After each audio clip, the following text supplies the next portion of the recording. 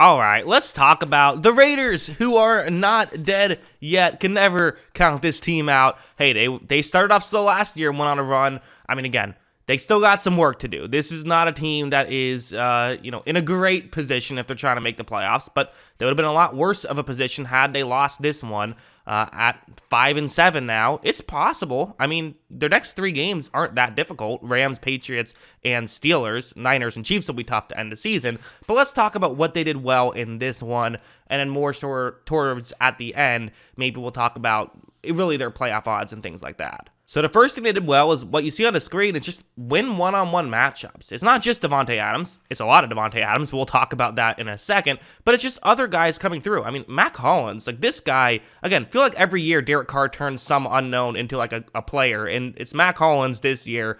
He's played well this year for the Raiders. I don't want to just take the credit away from him. Like, he's played well. It's a good route against a type of coverage where it's over the middle against man. But he has to win his one-on-one matchup here. And watch as when Carr takes the snap, he's going to look over the middle. You see that there's separation. And that's just the main thing that the Raiders did well in this game is they got separation consistently. Chargers don't cover particularly well, which is, that's factors in. And as you see, Hollins is able to make the grab and he's able to pick up a first down. You then have stuff like this, which is, gotta throw in a Josh Jacobs play in here, right? I mean, we're talking about the Raiders offense and what it's doing so well. Josh Jacobs has, I did not expect this from Josh Jacobs. I'm a huge Josh Jacobs fan. I was actually okay with the pick to draft him in the first round, which if you know how I view running backs, like that's definitely a surprise. I almost never agree with drafting a running back even with a top 50 pick at all. But even me was saying, yeah, you can't pick up the 50-year option. Well, it turns out maybe you should have because this guy's playing awesome. Although they can tag him, they're fine. But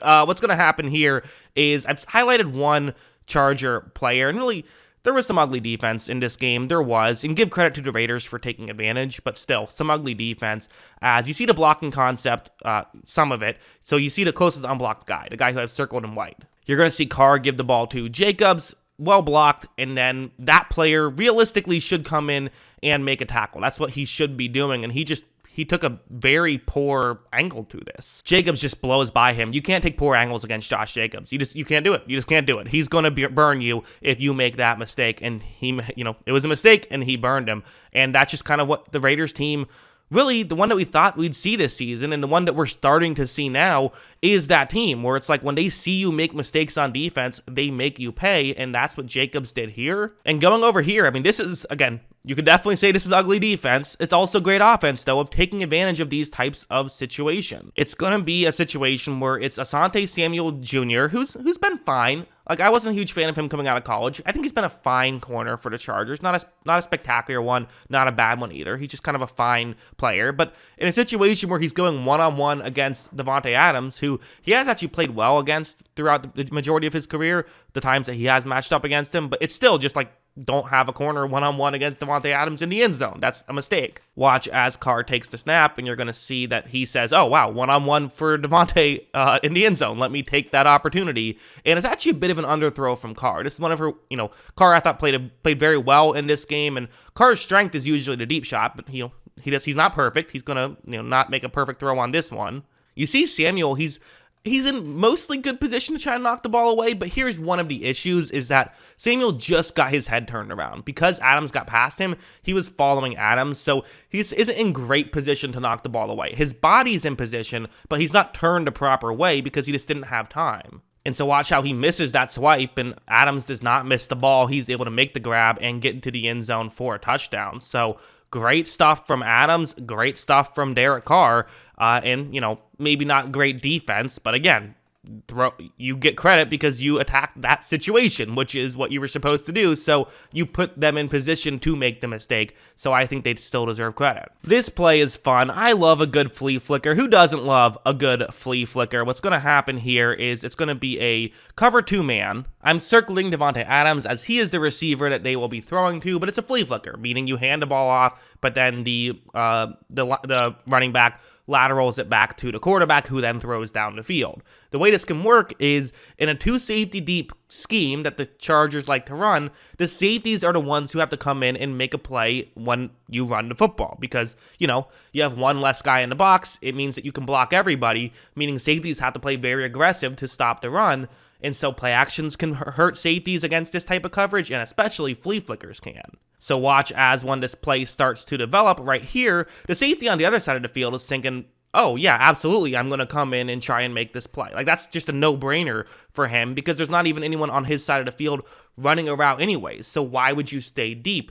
You literally see that the halfback has the football. Like, I can't blame him at all for this. So then later on in this play, when you see now back to Adams, who I've circled now, there's no safety over the top to the offense's right, towards the top of the screen. It is a pure one-on-one matchup, and that's why these types of plays can be so deadly, and I love them. I think teams should do it more often. As you see, Carr makes the throw, Adams is going to make the grab, and they're going to get into the end zone for a touchdown. So just good stuff, and again, yes, this is kind of a fluky play, but it's also not. It was schemed up correctly, and they called this play because they knew who they were going up against. So, like, I can't sit here and say that this is a, sort of a trick play, because it is, but, it's not that crazy and that much more different than like a play action. This kind of thing is just, again, another way that they're able to be effective. This is a much more traditional type play, but I think that actually kind of leads to it, and it's still fun. Where, again, I do feel like when the Josh McDaniels scheme is working perfectly, it's able to do stuff like this where it's zone coverage.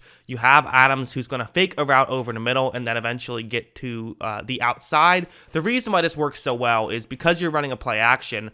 A lot of times the way you attack that is by going over the middle, which makes sense, right? Linebackers step in due to the play action, and so then over the middle, you could have some clear windows to throw to. So when this play begins, you see Adams fake that, but then when he gets to the outside, the defensive backs thought that he was going over there. They bought into him going over the middle because that's what would have made sense. So when he cuts back to the outside, he's just so open. And listen, Adams gets open plenty enough on his own. Like, you don't need extra help with him, but the fact that he's getting, good play calls to help scheme him open, I mean, that's just not fair. He shouldn't be able to get schemed open. He's so good at getting open on his own. That's all it should be. Carr makes the throw, and they are going to be able to pick up a first down right there. So, again, really good stuff from Carr, really good stuff from the Raiders. Let's talk about playoffs now. So, okay, good stuff by them. Let's end this video by doing that for a second. Can the Raiders make the playoffs? It's possible. It's certainly possible. I mean, as it stands right now, they're actually only 2 games back, which is, not nothing. The Dolphins, Jets, and Bengals would be in a playoff spot. Worth mentioning, the Ravens are tied to the Bengals. Lamar is hurt. If he misses a few games, maybe there's an opportunity there. It's also worth mentioning that for the Raiders, you play the Rams, you play the Patriots. So the Patriots are a team that, both teams trying to fight for a playoff spot. You play the Steelers. If you can go 3-0 there, you could have the Brock Purdy-led 49ers and then the Kansas City Chiefs week 18, but maybe they'll be resting starters. And that's, maybe their spot will be locked up, which in that case, 5-0, as crazy as it sounds, is not out of the question. And 10-7, I think, would get them in. 9-8, I don't know, but you can't write them off just yet. Let's just put it at that. I think you can't write them off. What do you guys think? Let me know in the comments below. Always love hearing from you. And of course, as always, thanks for watching.